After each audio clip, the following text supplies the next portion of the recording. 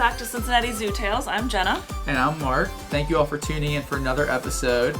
Jenna, we've got a returning guest on today. It's been a minute since he has been here with us. You were one of our first guests. I think so. Yeah. One of the first guests on the podcast. Yeah, we're being joined by Cody Sowers, who is the head keeper in our aviculture department, but resident bird expert. You know how much I love to talk about birds, Jen. I'm excited for this episode. Cody, thanks for joining us. Yeah, thanks for having me. Repeat offender, right? Yes, yeah. I think you're the very first one to actually... We've recorded others that they haven't played, and you'll be the first one to do that, I think. To be a yes, repeat guest. Oh, yes. cool. So, Okay. Yeah. I didn't explain that well. But yeah, so anyways, welcome back. Well, I'm Thanks glad for to be coming. back. Yeah. Yes. Yeah. So give us a brief synopsis how you became a bird keeper, the typical story of how you got to where you are. Yeah. Long story short, because it is a very long, complicated journey. But I was a tour guide. I was an environmental educator. Ended up at SeaWorld. From there, applied to penguins, and the rest is history. So now I'm in Cincinnati. I actually just turned over my 15th year here in Cincinnati, nice. which is kind of weird, but really awesome though. But yeah, so I've been doing this for roughly 18 years. Okay. Yeah. So it's like one of those things, you didn't necessarily see yourself as a bird person, but Definitely you became not. one. Yeah.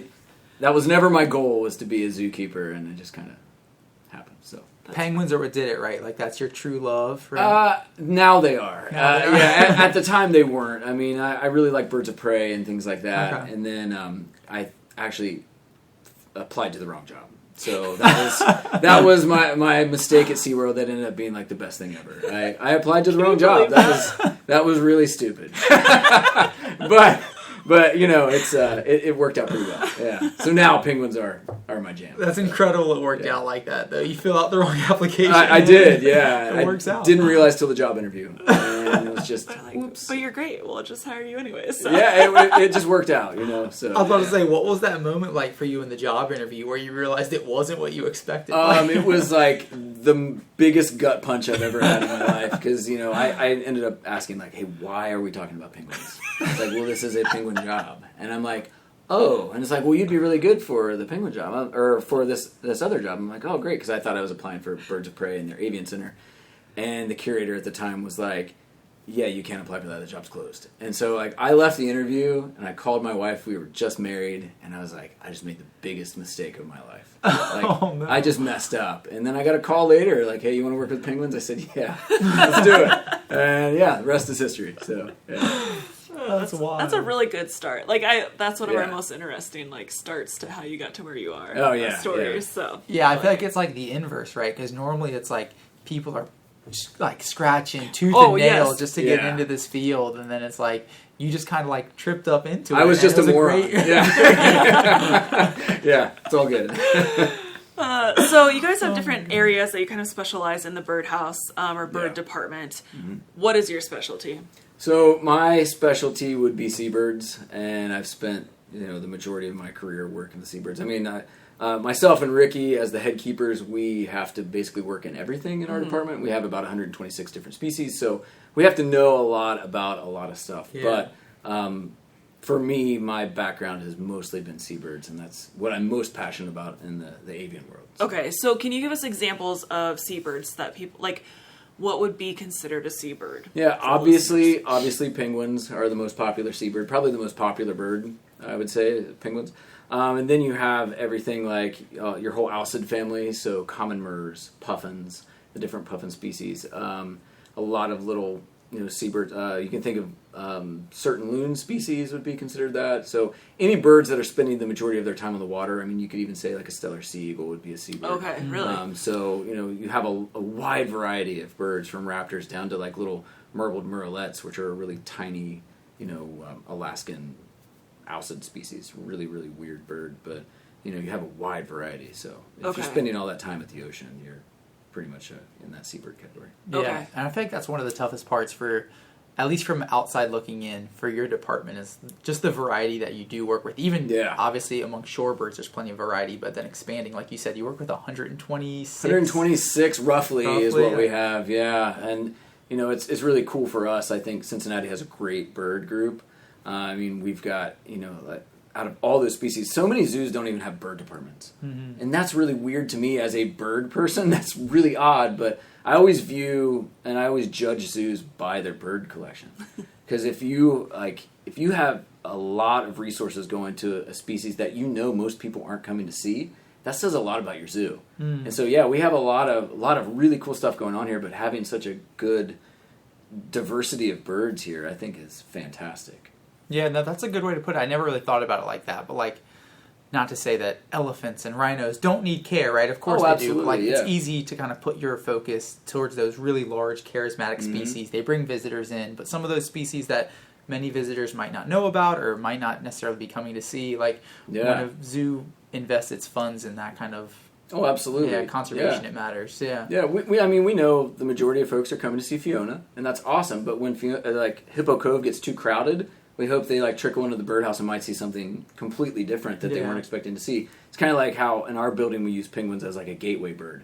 That's what I like to call them, because we get you in the door by putting the penguin exhibit as the last exhibit. So you have to walk through the whole birdhouse to see penguins. Yeah. But we hope on your way to the penguin exhibit that you're going to see something else that you're like, oh my gosh, that's different. I've never seen that before. What is this weird bird? Oh, it's a rhino hornbill. That's fantastic. It looks like a toucan. It's not a toucan, but it's like that's the number one thing people say. Oh, look at the toucan. Well, actually, it's this. And then they have this aha moment. It's really fantastic. They learn something each time they come. There's a new bird to see. Or discover.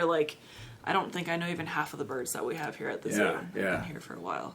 There's a lot. And when you mentioned that a lot of zoos don't even have bird departments, are you saying, for example, like Mark and I care for birds, but we are not technically bird department keepers? Sure. So a lot of zoos have it's like the geographic type thing. Like in the Africa exhibit, you guys have a lot of different species of animals, and birds are kind of like the punctuation to the mammal sentence, right? Mm-hmm. So having a specific bird area, I think, is always really cool. And again, that's how I judge zoos. So interesting. No, that's awesome. So you mentioned that shorebirds are your favorites. Yes. And you've had some really cool and inspiring and important experiences recently. So we wanted to talk to you about your conservation efforts. Yeah. And I don't know if there's a specific one you'd like to start with first, but there's been 3 that you've gotten to work with in the last 5 years or so. Yeah. And 2 of them were recently this year. Yeah. Correct? This has been my summer of conservation for sure. In May, I was in LA working with the International Bird Rescue. And then in July, I was up in northern Michigan working with the Detroit Zoo and a few other zoos at the University of Michigan's Biological Station on Douglas Lake, working with the Piping Plover project, which is a really, really cool project up there. So then the other one you mentioned, it was the Kimberley flamingo crisis, which was in 2019. So that's kind of like, we'll start there. Okay. So basically what happened in South Africa, in Kimberley, South Africa, there's a large reservoir. And it's a man-made reservoir, but it is the only location where lesser flamingos breed. It's their only breeding site in South Africa. Since it's man-made, where did they breed before? I don't have the answer to that. That's really interesting. I'm sure there was a marsh somewhere, right? Yeah. But so this giant area, the dam kind of broke a little bit. There was also pollution from nearby, like mining activity or some other industry that was going on around the area. Basically, long story short, it was breeding season. The water basically went away because it was kind of a drought as well. Okay. So the chicks that had just hatched, and then there were a few eggs that were still on the breeding area. All the adults left and left all these babies. And so there was this giant international response where 2,000 roughly flamingo babies were all brought into somebody's house, and it turned into this giant international thing where it kind of came out to the American zoos of like, hey, we're going to split these flamingos up into these other facilities, and we need people that have flamingo hand rearing experience. So I was luckily one of the folks that got to go and help raise flamingo babies to get them back to their natural habitat. Super, super cool experience. I mean, we were stationed at a zoo in Midrand, so in between Johannesburg and Pretoria. Little tiny zoo, like a 15-acre zoo. The guy who owned the zoo lived on the zoo property. I always made fun of him, like, about that Matt Damon movie, like, So We Bought a Zoo. Oh, We Bought a Zoo. I was always like, his name was Eddie, and I was always like, Eddie, this is about you, right? And he was like, no. He was like kind of a gruff guy. But we at that facility we had 119 flamingo babies. Wow.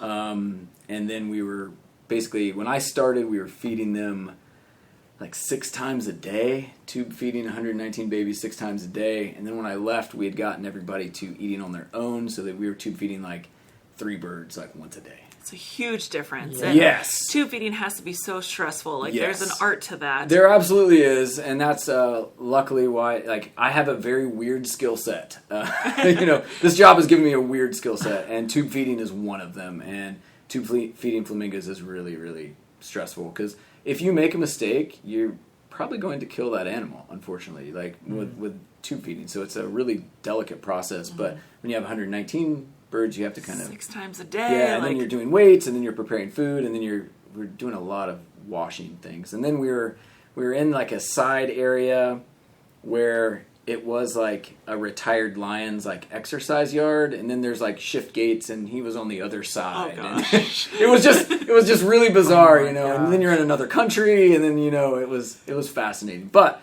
the cool thing out of that is I worked with Kylie, who she is the manager of the International Bird Rescue out in LA.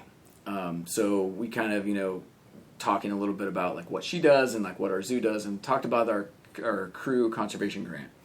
And so over the last couple years, I've been able to secure that grant for the International Bird Rescue and kind of give them some extra funds. They're a smaller facility, they're a nonprofit, so they're dealing with just rescuing native seabirds out in LA.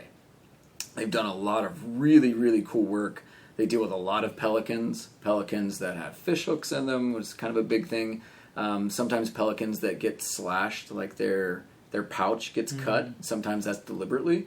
Really? Yeah. So For what reason? sometimes fishermen will do that, just because pelicans are stealing their fish. So some things like That makes really, me sick. Wow. really, really weird stuff. Sometimes that can happen. Not saying all fishermen do that, obviously. Right. But yeah, so they deal with some things like that. They deal with a lot of oil spills. So in LA, there's a lot of natural oil seeps. If you think of like the La Brea tar pits are in downtown LA, if you think about that, like sometimes birds will fly into that, which I know that just happened recently. They had Canada geese flying there like a few weeks ago, and they've been working to kind of rehab these Canada geese that mistakenly flew into the tar pits thinking it was Water? some sort of pond. Oh my Oh, gosh! no. I Yeah, need to so- look this up. I didn't hear about that. Yeah, so they've been dealing with that recently. But anyway, so in May of this year, I ended up going out. So after the last 2 years, I've gotten the grant for International Bird Rescue. So I decided to go out and just see what they do and kind of work with them for a few days. And it's fascinating, like the work that they do. Like, conservation work. We think of conservation like we were talking earlier, like in a faraway land, like like African animal conservation. Like it's really difficult to go do that, and like going to South Africa and doing flamingos, that was really awesome. But that's like a far off destination. But a lot of conservation needs to happen here in this country as well.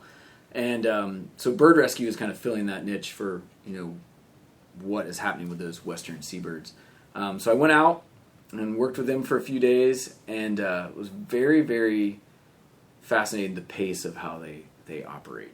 So you'd get, they had, say there's 20 birds in their facility, and then you get into the groove of how you're working. Like, okay, I'm going to clean this area, or I'm going to ship these birds, or give this bird the medical treatment it needs, and then a bell rings, and somebody's dropping off another animal, and then so you have to intake that bird, and then you kind of, okay, now I'm in the routine. The bell rings. Oh, okay, cool. Like, hey, I'm just going to go over here and take a drink of water. The bell rings. And it was just constant. The entire time I was there, like, the bell just kept ringing. And then they also were dealing with HPAI, so bird flu stuff.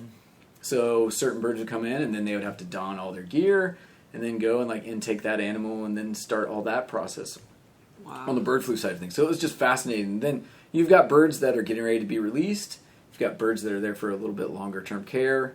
They had a group of mallards that were in the La Brea tar pits, like a bunch of mallard babies that they were able to get out and then clean off. And so doing the oil spill stuff, that's a big thing for me, as I'm HAZWIPER certified, so I can respond to an oil spill and like help out with that. Never had to do that, luckily. But I'm ready to go in case we need to. But so being there and seeing that process and putting on the Tyvek suits to deal with a common loon that was an oil spill survivor. And then it still had some residue of that, so you have to wear the proper PPE, and then restraining that animal to then clean it off a little bit more. And just, it was really, really fascinating. How many people are there with you helping on like a daily basis? So I did 2 days of work with them, roughly 8-9 hours a day. And I think it was like maybe 3 or 4. So it's a small team. Small team, and a lot of birds. One of the coolest things, I did get to release a red-throated loon. So it had gone through like the whole rehab process, and I got to go out with their PR team and then like release a loon. It was very anticlimactic. It was very like we let it out of the box, and like it went out to the bay a little bit, and it just kind of floated there for a bit, and I was like, oh, that's really cool. And then it just ran across the ocean and was gone. It was just like ran, took off, gone. And I was like, oh, okay, like. No Disney music or anything. It just kind of was like, oh, okay, you're gone. All right, now back to work. And then the bell was ringing and all that fun stuff. But really, really cool experience though. So I felt pretty fortunate to go see that. Do you know what the grant that you were securing specifically went to for them? Did they have a very specific project or? That was for like just general operations. Okay. I know moving forward we're going to find some specific stuff because I'm going to apply again for that whole program. But it's just trying to find like very specific things to kind of contribute. I mean, right now it's just general, but like they need all the funding they can get. Yeah. Gotcha. As a smaller organization. Yeah. So. And you mentioned those crew grants. For any listeners out there who aren't aware, our Crew Facility Center for Research of Endangered Wildlife, they provide grants to different non-governmental organizations, nonprofits, different conservation organizations really across the world. And as employees at the zoo, we can kind of make suggestions or put in an application of where we would like to kind of send those funds. So Cody was responsible for getting the funds kind of directed towards the International Bird Rescue, which I'm sure had to be extremely rewarding to actually get out there and see where the funds were going to, right? Oh, absolutely, And that was kind of like my long-term vision for that is, getting the grant the first year. It's like, okay, well, maybe if we get this again, then maybe I can just go out just to see. And I would love it, like, to start sending like our staff, like bird staff out there just to go see that process. I think that would be really cool for our team to, just to get that experience and just see like it's such a different pace, like we get used to our 9 to 5 or for us, 7 to 3:30, 7 to 5:30, whatever that is. But, we get into our routines and every day is different as a zookeeper. We know that we have like a general schedule, but they're kind of routines. Out there, it was just every day. It was like drastically different. Random animal shows up. It's like, oh, hey, these 17 pelicans, we need to move them from this side of this enclosure to this enclosure because we need to rehang a perch and clean this pool. Oh, okay, so we're, I got to, grab brown pelicans. I love pelicans. They were like one of my favorites. So I was like, hey, this is cool. I get to wrestle pelicans. Don't get to do that every day.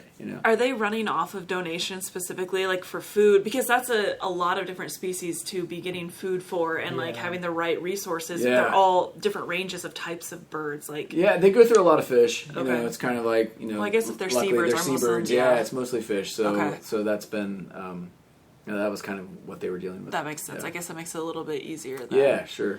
But still, I'm sure tons of hard work and they do a great job. Like it was really impressive to me. Like again, going out and seeing like a smaller facility and a smaller team and like the amount of stuff that they're doing it was incredible. Yeah. So you were there for 2 days. You mentioned. Mm-hmm. Is there like an average number of birds like in those couple of days that you think they took in per day? Like, or does it just kind of completely depend on the day? It kind of ebbs and flows. Really. I mean, they were kind of at the beginning stages of like pelicans really coming in because like I want to say it was a few months before they had like a crazy number of pelicans, all these juvenile pelicans coming in, and it was like for various reasons, but they were all just like starting to crash off the coast, and they were just bringing them in, and it was incredible, like the number of that. I mean, there was a group of like I think it was around 10 like western grebes in one of the pools that all came in at the same time, but just crazy numbers of birds. And one of the big things they did last year is they had an elegant tern rescue from like a breeding area where somebody crashed a drone into the breeding site, and they had to go and like capture all of these, tern babies, and I think it was like 3,400 like turns my gosh. because somebody like wrecked their drone taking footage out in the, like in LA. What a disaster! Yeah. And did the adults leave because they were terrified? Yeah, most what? of the adults were like, "Yeah, I'm out of here." It's kind of very similar to that flamingo crisis where like something happens season. and the adults are like, "Hey, see you later." So yeah, like they, again, very impressive. Like the amount of work and like what they deal with on a day-to-day basis. It was impressive. Yeah, especially for that small of a team. You'd imagine with that many birds, they've got 20, 30 people helping out. I think they have, I want to say maybe 7 or 8 people total. Yeah. Jeez. And it was I'm sure there's. And they have a lot of volunteers too.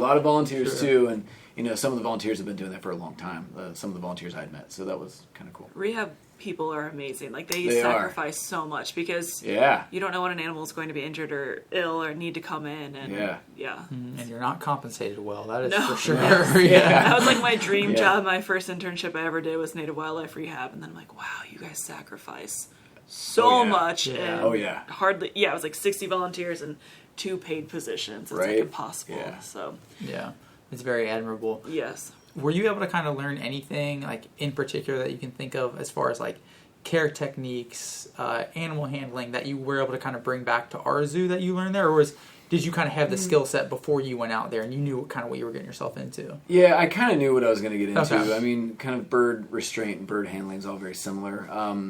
For me, the big difference was like the oiled wildlife stuff because I hadn't really done any of that. So, and that was just wearing the proper gear, the Tyvek suit, the right gloves, and things like that. So that was kind of new for me, and it was only one bird that they had in that space at that time. So it's not like I had like a brand new incoming bird, and hey, here's like the wash down, like all the different steps, Do they use Dawn dish soap? They do. Really? Yeah, okay, I wondered if that was true. That's a big deal. Yeah. Shout out to P&G. Cincinnati hometown. Yeah. Wow, that's really cool. I mean, it's really neat to be able to literally save an animal, right? Like you bring it in, you nurse it back to health, and then it gets to go back and be wild again. That's I think like one of the most rewarding things. That was cool. Releasing that loon was pretty neat. Again, it was very like, oh hey, you're here, and then he was just gone. But that was good though. That's what you want. You don't want it to sit around and like hang out in the bay, and then you get a call about it later. Right. But yeah, that was pretty cool. And then tell us about how you started with the plighted plovers. Yeah, piping plovers. Plovers. Yes. They are plighted? Where did I come up with that? The Great Lakes piping plovers. A couple months after getting back from bird rescue, again, summer of conservation, I went up to northern Michigan, and it's University of Michigan's biological station. So I think it's their northernmost campus. As an Ohio State fan, it was kind of weird driving in underneath the big M, but You're a little conflicted. I was. But no, it was good. Nobody up there cared about sports, so it was fine. So a really, really small campus, a lot of acreage, and a bunch of baby birds. So we had, this year was a record for the piping plover. They had 43 chicks at the station. This was a record year of observed nests for that species. There were 80 pairs. Which is a good thing. But that's the population. Oh my gosh, are you serious? Yeah, it's a very, very small population. So that regional group, the Great Lakes region, there's 80 pairs of piping plovers. Wow. And so out of those 80 pairs, 40 of those eggs had to be pulled. And that was because of nest disturbances, like the birds just leaving the nest and saying, hey, here's the eggs, and they're gone. There's a lot of volunteers up in that region that watch these nests religiously. I was just going to ask, how do they keep an eye on that? Yeah, so they're working with Fish and Wildlife. They're working with the biological station. This whole program is ran by the Detroit Zoo. And then so they're the one who put out the call needing folks to work with these baby birds if you have hand-rearing experience on how to raise, shorebirds. And again, I have a weird skill set, so I was able to be like, you're the man for the job. I can do that. So myself and Kim from our team were able to go up. She went up before me, and I was up there for 10 or 11 days. Wow. And so we were right on the lake. Like you would walk out of the office, and there was this pristine lake, like right there. You'd see eagles flying over, which was really cool. That's awesome. It was like super quiet. I mean, it is a college campus, so like one of the evenings I did hear a party going on in the woods because there are these cabins like strategically placed all over the hillsides and stuff. And so we stayed in one of the houses there, and yeah, it was just this. Every day they'd ring a bell at the cafeteria, and that's when you could come and get food. And it was like living on campus, but like a campus in the middle of nowhere in the woods. It's like summer camp as a kid or something. It was no joke like adult summer camp, like, and there's all these trails everywhere. So in between like breaks that I would have from work, I would go on hikes, or I actually drove up. So I took a bike with me because I'm a cyclist, and I was like riding around all these forest roads and stuff. Nice, cool. It was actually pretty cool. But yeah, bird wise. 40 some birds in the center.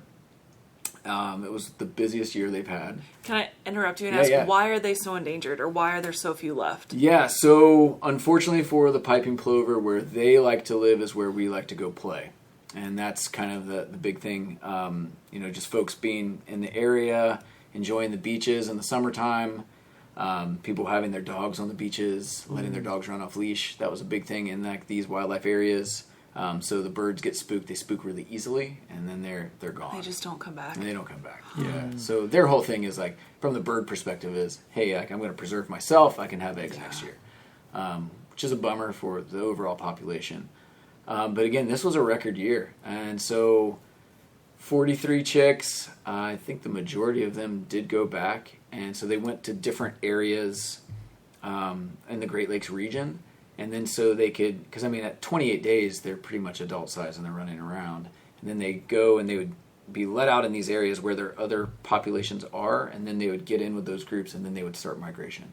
Okay. So yeah, like there's a really complex banding system that the folks up there, like they have, there's like four different colors on like each leg, like all these different complex banding system. I have no idea how to read it. Like, I saw them band a few birds, and I'm like, I have no idea what's going on with this. Like, this is bizarre. There is some stuff online you can find that shows you how to read it, but they do have folks monitoring and making sure like birds are making the migration. So, really, really cool project. Again, super lucky to get up and go do that because again, it was like zookeeper summer camp too. Yeah, that's awesome. The days were really long though. Like you had different steps, and from the protocols on how to raise these babies. You had like the indoor spaces, you had the outdoor spaces, and then there was a lake pen as well. So an enclosure built out into the lake. Wow. Oh, cool. You couldn't leave any birds out overnight because it was like plover proof, but it was not predator proof. Oh. So how do you get them back in? Because you have to hand catch them.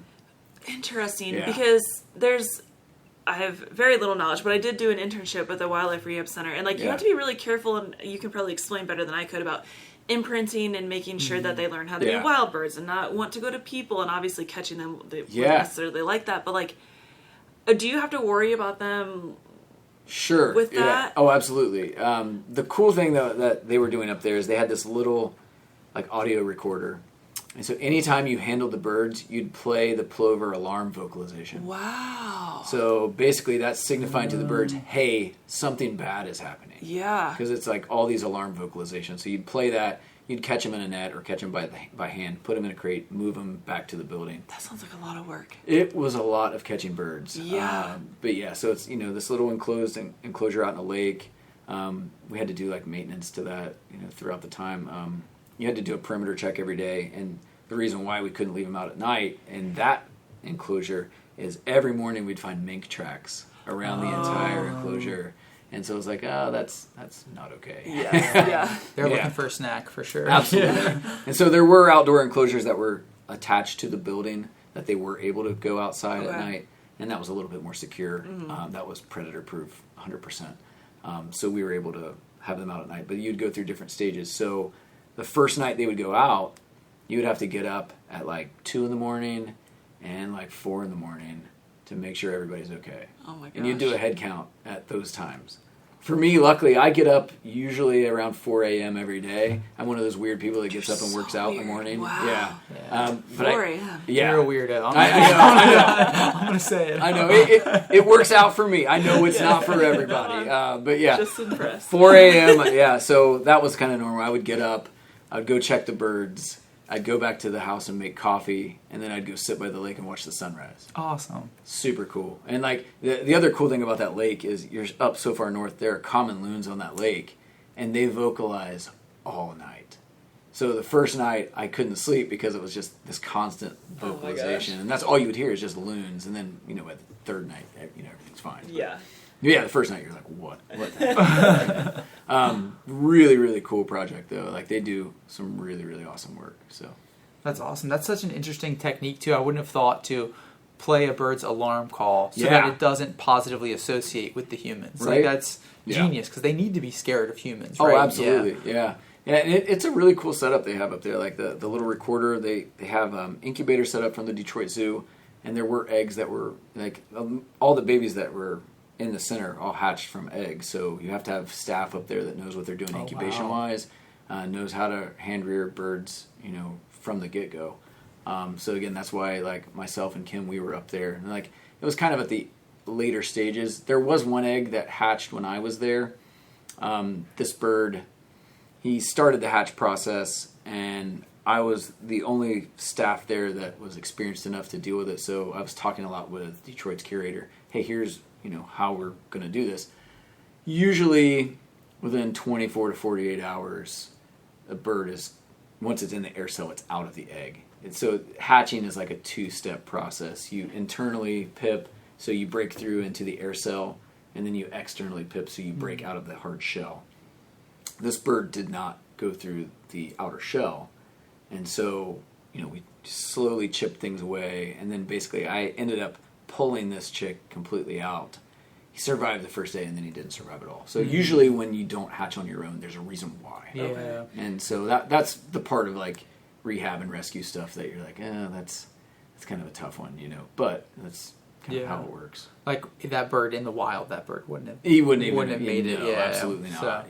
So I mean, he got a fighting chance, but he'd look great for a day, but after that, wasn't doing well. Yeah, it's you. I don't know if you know the answer to this, but you probably do.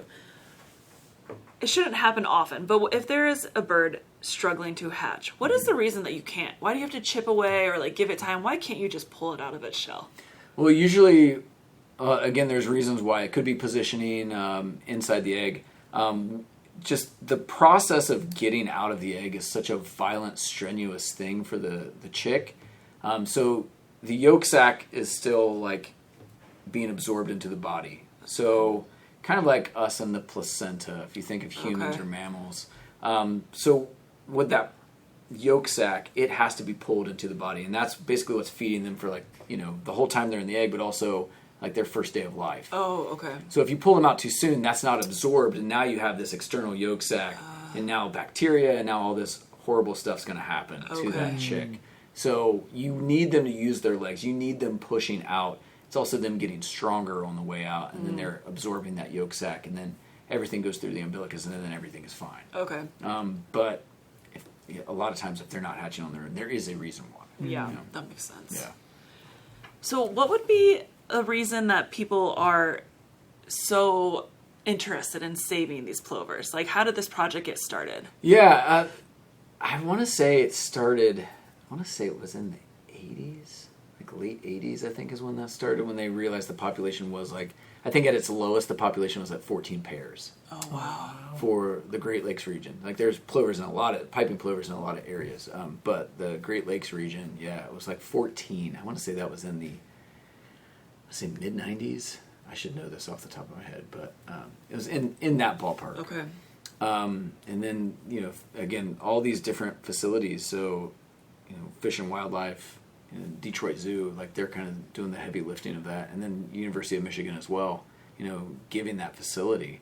And that space is there. When they're not doing the plover stuff, that space is empty. Oh, okay. So it is their dedicated space, which is really cool. Yeah. That out of this really tiny campus, that space is just there, ready to go. That's really cool. Yeah, definitely. Yeah, it's cool to see different organizations all working together for the same goal. That's really cool. Yeah. What would you say to someone who was wondering why is it worth it if this population is already down to 14 pairs? Why don't we just let them go? Yeah. Why is it worth saving these plovers are little birds. Why is it worth saving them? It's like a cotton ball with little legs. That's what they look like. But especially when they hatch. I actually had that question when I was up there from a group of college students, and I didn't have this answer at that time, and I was kind of like kicking myself later, like, I should have had a better answer. But one of the college students asked, like, the same thing. Why is this important? And and I didn't really have a good answer for him. And I was like, man, like, number one, like, I appreciate this kid because I would be asking that question too. Because a lot of times you just go through life and don't ask questions. This kid's like asking the hard questions, and then I was the guy going, I don't know. I guess biodiversity, which is important. But after thinking about it, I do think the most important thing for why those animals deserve or why they deserve any sort of resources is like that animal deserves a right to be alive. Like they deserve their space. Like, and that just because we as humans, like we spend time in their, we recreate in their spaces where they, try to set up nest sites and stuff, like they have a right to life. And I think that is a very important thing that, like, as conservationists, we need to kind of get in on the same team of that. We need to be mindful of what we're doing. We need to like make sure that all these animals, like they have a right to be there because they were there before we were. Yeah. And I think that's kind of the takeaway that I had from that. No, I love that, and that's I think the right messaging to have too, right? We're all equal inhabitants of this earth. Yeah. They have just as much of a right to the space as we do. Absolutely. And, I mean, I know it's easy to be selfish sometimes and kind of get caught up in your own stuff, but yeah, like those birds, it's just important for them. Like they live their entire life cycle on that lake. It's just as important, if not more important, for them to have that lake than it is for us. Yeah, absolutely. Yeah, and I mean, I love some beach time, but but yeah, I mean, they have a right to be there too. So yeah, it's really tough because obviously we care about humans too, but sometimes it's, when you think about it, it's like we are literally destroying other animals' homes to build our own homes or to recreate do these things. It's like, of course, humans deserve things too, but I feel when you see a raccoon hit on the side of the road, it like crushes me. Like it was just trying to get some more food. It was just doing his thing, trying to find a mate. It was just walking around, and it just happened to be where cars drive. Like it wasn't. It's not its fault that cars drive through here, and it's hard to think about like how animals just have to like work around us essentially. Yeah. Well, yeah, and I think that's important for us too. Like the animals aren't going to speak up for themselves, so we have to be their voice. Yeah, and I think that's a super important part of what we do. Yes, definitely. Like especially for our animals, and they're here and they're might live in other areas, or for our native species too. So yeah, we need to be their advocates for sure. Yeah, I'm super curious to hear how it turned out. Though you said you got 43 plovers hatching from the eggs. Yeah. How many of them were able to make it and be released? Did you ever get the numbers? As far as I know, I want to say, I would guess at least 39 or 40 went back. I know there was one that was, I don't know if he ended up going back because he was a little atypical, in one of the groups because we had different age groupings. But yeah, I think the majority of them did go back. But I mean, that's 39 or 40 out of 43. That's 90%. That's awesome. And in their first year of migration, that's going to be a challenge too. Sure. But, that's what they would have to deal with. If they weren't hatched at the facility too, like if they were just hatched out under one of those 80 pairs, like that first year of life is pretty rough, and that's kind of a common theme with birds. Like their first year of life is pretty brutal. Where are they migrating to? So all the way down to, I believe, I want to say the Carolinas and even a little bit further south. Okay.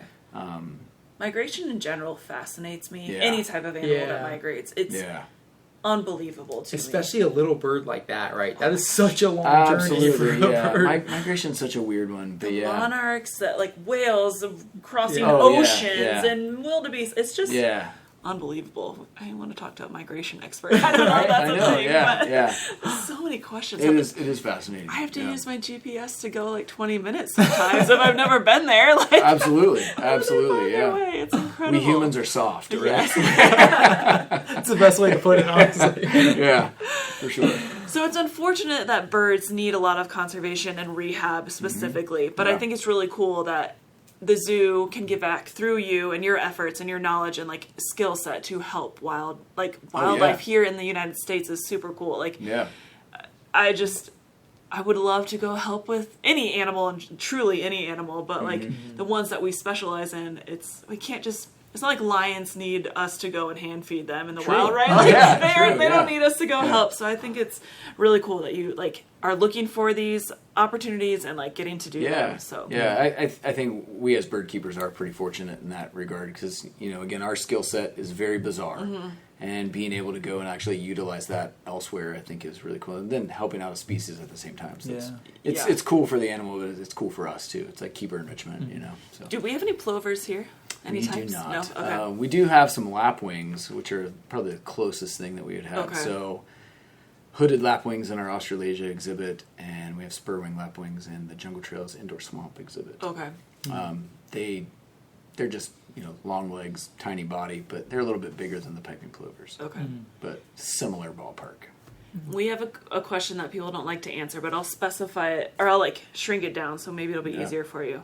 Do you have a favorite type of shorebird or seabird specifically? Yeah. That's a good one. I have a weird list of favorite birds, but seabird-wise, I would say puffins are on that list. Okay. Puffins are awesome. Yeah, puffins don't get enough credit. They almost seem fake. They you do. know what I mean? Like, No, they really do. I do think they... if there would have been like a March of the Penguins or Happy Feet equivalent, I know like puffins were in Happy Feet too. If you have kids, I'm sure you've seen them. I haven't actually. You haven't? No, there were puffins in that. But if they would have had that equivalent, I think they probably would be just as popular as penguins. Wow. Okay. Yeah. Very But, cool. March of the Penguins and Happy Feet, all that stuff came out before. You said that they look fake. So I do have a funny story about a fake puffin. When I first started in the polar bear exhibit. That's the one I was thinking of when I started the story. There used to be that puffin statue, right? So I was brand new here, and I'm just, walking, like all bright-eyed and bushy-tailed, walking across the zoo. Applied to the right job this time. Yes, I did. I applied to the right job. And a zoo guest stopped me, and she was like, "Sir, there's a puffin in this exhibit." And she was dead serious, and I didn't know.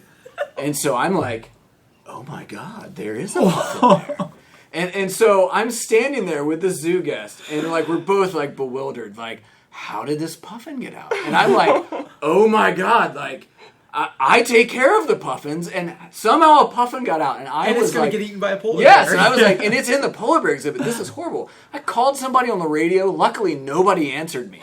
Because I was like, oh my God, this is sad bad. nobody answered you. I know, I would right? go talk to them right now. Yeah, but I was like, oh my God, there's like I let a puffin out, and then finally, like I started looking, and I was like, my logical brain kicked in, and I'm like, wait a minute. There's a spotting scope pointed right at it. And I was like, wait a minute, even further. That's an Atlantic puffin, and we have horned puffins. That was the time. We didn't have Atlantic puffins at the time. And I was like, I'm a moron. Common theme today. I'm a moron. Was she still there as you were like? Yeah, she figuring all was. this She was out? still there because she was just as concerned as I was. You guys went through it together. Yeah, we did. And then I was like, hold on. Like, Did you admit it? I was like, look through the spotting scope. I was like, it's pointed right at, because it was fixed. You couldn't move it around. Yeah. I was like, that's a statue. Oh my God. And then I kind of walked away, and I was like, oh my God. Like, what is that about? I'm crying. Yeah, so again, it's not. Some days I'm not intelligent. So Hey, we all have those. I know, days. right? But We all have those days. Oh God. That's too funny. yeah. So is there anything else about like the conservation efforts you've done or anything that you wanted to share with us as far as your experiences that we didn't touch on? No, I think I covered most of that. Super cool experience. I feel really lucky I was able to do that.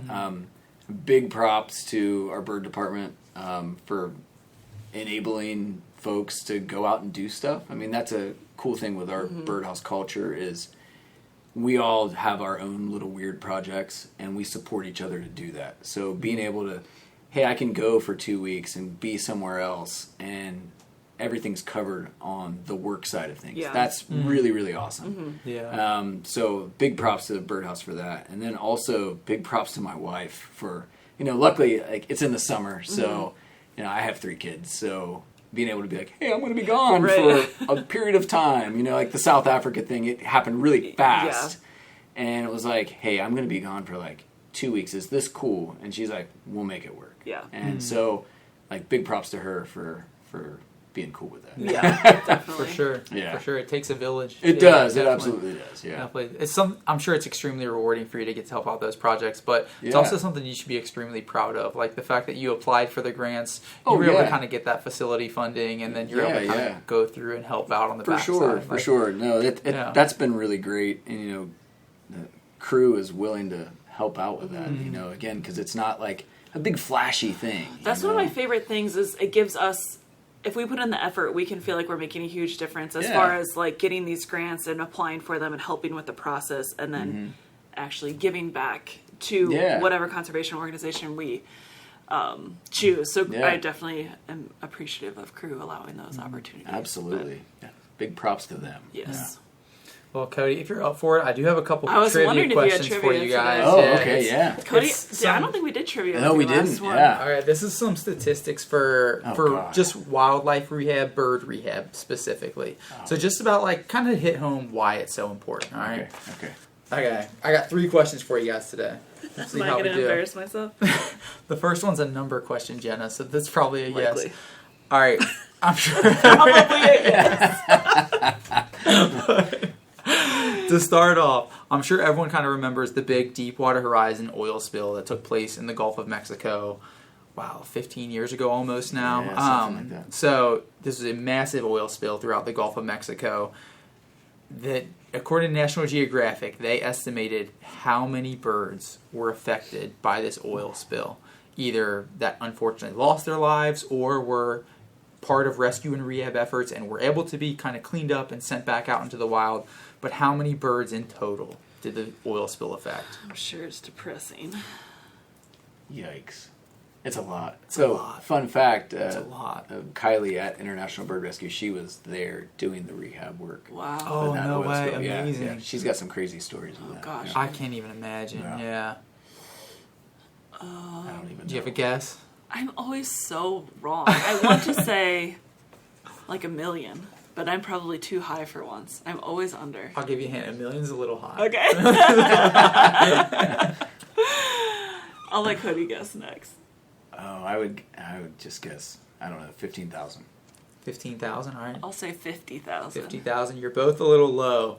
National Geographic estimated about 82,000 birds. Yikes. 1 million is really were close. affected by this oil. I mean, I'm glad 82,000 I was very wrong on that, but that's still devastating. unreal. Yeah, that's a lot of birds. 82,000 birds from about 102 different species. And obviously this is an extreme example, right? But still, it kind of just highlights how important this work is. The majority of those probably didn't survive either. That's the other depressing fact of that. Like, yeah, definitely. That's a lot. But according to the facility that you work for, International Bird Rescue, I was kind of doing some research through them. Yeah. So through International Bird Rescue, following an oil spill, about how long on average does it take a bird to be taken in from the facility, cleaned up, and then released back into the wild? About how long does the process take? In days. It's not years. Not years, not years. It's days. I'll say 27. I was going to say 21. Oh. You both are a little bit high. They said obviously every case is different, every case is unique, it's going to depend, but they estimate about 8 to 10 days, give or take, from a bird being brought in, a bird being cleaned up, rehabbed, and then sent back out. That's good news. Yeah, it's not quite as long as you might think, but still 8 to 10 days per bird. Like that's a lot. Example of an oil spill, I can't imagine how many birds you're taking in. Like that's the amount of help required for that is unbelievable. Right. All right, on to number 3. Last question. International Bird Rescue. We mentioned it earlier. They use one specific brand of soap to clean their birds. Shout out to this brand. What brand of soap does International Bird Rescue use? What are the odds? Dawn. Yeah. Dawn. I always wondered if that was actually a thing. That's legit. Or if it was a marketing thing. That is legit. Yeah. Wow. And it's all, from what I understood, it's all donated. 100% of the Dawn used at International Bird Rescue is donated by Dawn, so by P&G. So props to P&G for getting involved in that and helping out with those efforts, because absolutely, that's massive. Yeah, that's huge. Yeah. Very cool. But thanks for playing along with trivia. Definitely appreciate you. I feel like not a good bird person. I didn't know my numbers. Man. No, that's what the trivia always is. It's just like you learn something new and you embarrass yourself at the same time. Well, at least that's my experience. Fantastic. We all have a good time, though, right? Fantastic. It's always easier for me because I'm asking the questions. Right. Fair enough. So we have one last question for you. What can I do? Yeah, with native birds, there's a lot. And you guys have probably talked about it before, doing the backyard bird stuff. You can do feeders. You can create habitat in your backyard. That's awesome for native species. I do think with shorebirds and seabirds, just being more mindful of your activities, I think that's a big one. Whether that's like making sure your fishing line and your fishing tackle is not just cut and left somewhere. Like that's horrible for seabirds. And probably so many other and a animals. lot of things, and just people using the beach, right? Yes, yeah. So that's a big one. Just being a little bit more mindful with that, and then also being mindful with your pet dogs when you're on vacation. Again, like the plovers, they like to set up shop where we like to play, and if they're trying to build a nest and you've got dogs running off leash and just wrecking havoc, then that's going to create more birds that need to be rescued. So just be a little bit mindful of that. Like I say that as a dog owner. I love my dog. He's awesome, but he's always on a leash because he's crazy. So well, yeah, and honestly, dogs should be on leashes for so many reasons with other dogs around and all sorts of cars and everything. Yeah, often if there are birds nesting on the ground, are there often signs or what could people look out for to know? I mean, we could just encourage them to keep their dogs on leashes, but let's say you're not. What could they look out for? Is it with the plover specifically and their nesting sites? A lot of different organizations will rope those off. Okay. So before I went up to the biological station to work with the plovers, I was in northern Michigan on vacation. So I spent a lot of time in Michigan this year. It was really interesting. But up around Sleeping Bear Dunes and kind of close to Glen Arbor, in that national park area, there were nesting plovers in that area, and everything was roped off. So you couldn't really get close. I saw a bunch of wild plovers, and that was really cool. Really cool to see, because I was like, I'm going to be working with them in like 2 weeks. That's cool. But yeah, all of that area, so there were signs posted everywhere. I know a lot of times when we go on vacation, we turn our brains off and we don't look at signs, but signs are really important. I mean, we use signs to drive our cars, but then when we like park our car and get out of it, we turn our brains off. But just looking for those signs to say, hey, here's what's in the area, here's what you should be looking out for, and here's how to avoid certain hazards. Right. And especially if there are ropes that are very obviously like trying to block something off. You may not go under it, but your dog might. So keep that in mind. Especially if they see a little tiny thing running around. You know, like the little plovers trying to act tough, protecting their nest. Your dog's going to be like, hey, I'm going to play with that. Right? That's where my dog would be. And I like the way you put it. It's just being mindful, right? I'm sure most of these people who are letting their dogs kind of disturbing these nests, I'm sure they don't mean any harm. Oh, absolutely not. Right? No, like, absolutely not. They're not trying to be malicious about it, but it still has the same effect whether you're trying to be malicious or not, unfortunately. So just kind of looking out for signs, nest sites, ropes, all that kind of stuff might be an indicator. Absolutely. And you mentioned with the fishing hooks, too, you had some experience with the pelicans. At bird rescue, they're... the craziest thing I've ever seen, it was a giant pitcher full of just fishing tackle of all the stuff they've pulled out of birds over however long that's been there. Probably not that long, because I feel like they were constantly pulling stuff out. So, when you're dealing with seabirds, you're dealing with a lot of fishing stuff. And just think about all the trash in the ocean. I mean, that's like incredible to think about. And a lot of that's like fishing line and like bobbers and fish hooks. And everything, that's like that wreaks havoc on seabirds. So just being mindful of that, that's a good place to start. Or if you want to just be extra helpful and you're not one of those people that even left the fishing line, like if you see it, just pick it up. Absolutely, like, I'm wondering if some of the time it's the fish get caught, the line gets cut, the fish are then just slowly dying, and they're easy prey for these birds. Absolutely. So it's like double whammy, two of these animals are suffering. Absolutely, yeah, that's always a good rule of thumb. Like, when you're in a natural area, hey, take some trash out with you. Like that's a big sport, not a sport, but I think some other countries that's like a big thing is called like plogging or something, where you take a trash bag and while you're hiking you pick up You trash. fill it up, Yeah. I love that. I've done that with my kids at some of the local parks, and it's actually entertaining. You should make it a game. Who can pick up the most? I know, right? Yeah, it's always entertaining. Yeah. But, yeah, that's a good place to start. Cool. No, Well, lots of ideas then. But, yeah. Thank you so much for all of your work. Yeah, no problem. For coming and talking to us again. Thanks for having me on again. Yeah. That's good. No, like Jenna said, thanks for all your work, all your dedication. And thanks to everyone who tuned in today. Hopefully you guys learned a lot. Hopefully you're able to kind of take some of this home and put it into practice. So I like those What Can I Do? Those are a couple of really good ones. Yes. All right. Have a good day, everyone. Take care.